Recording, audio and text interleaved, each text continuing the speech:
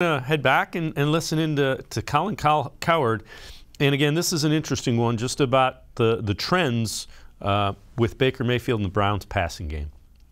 If you ran the Cleveland Browns tomorrow, if you did, and I haven't talked Baker in about 2 months, but if you did run the Browns, here's 3 things that are troublesome. OBJ leaves. He was a star before him and a star after him, but he never, ever worked in Cleveland. That would concern me a little. Jarvis Landry was more productive in Miami than he is now in Cleveland. Last year, he had less than 600 yards. Austin Hooper, the tight end. He was a 2-time Pro Bowler with Matt Ryan. Now, Matt's solid, but he's not Rodgers. He's not Russell Wilson. With Matt Ryan, he was a 2-time Pro Bowler and a touchdown magnet. He's invisible.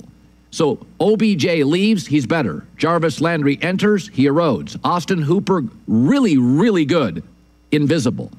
That's a trend. That's not good. And it's an interesting point, and I don't know if you point to Baker Mayfield or do you point to the scheme. Both of them are troubling. Which one is it? I mean, it's certainly both. I mean, Baker in 2021 was not really helping anybody out. I mean, you talk about the shoulder, just how it kind of threw off mechanics, frustration, with him not being able to perform. The Odell thing is just so complicated. I think, both sides have their own parts to blame, and you can also look at Odell, whether he even wanted to be in Cleveland in the first place, the fact that maybe his play style was incompatible with Baker Mayfield, like I kind of said before, that they're just not compatible players. Jarvis Landry, obviously, he was banged up all season, and I mean, this is a guy who was healthy pretty much his entire career, so he's not used to coming back from injury, so I'm sure that had a lot to do with it.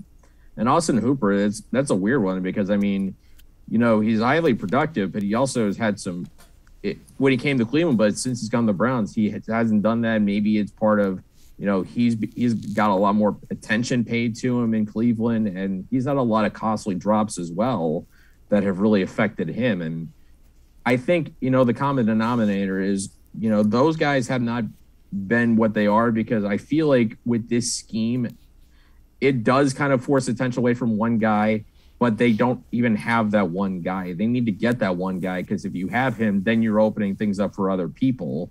And Odell, he was not that guy. He just didn't fit. He's not a number 1 right now. He's a very good number 2 in Los Angeles, getting those matchups where defenses are paying more attention to Cooper Kupp than they are to Odell Beckham Jr. So it's something Baker's got to fix. It's something the Browns have got to fix. Kevin Stefanski's got to fix because this is a passing game. And they need to find weapons in this offseason, and they need to be able to maximize them to get where they want to go, which is where the Bengals were just about a week ago. That was the Super Bowl. Yeah, and again, it's just an interesting when you think about it. It's a very interesting thing by a proposition there by Colin Cowherd.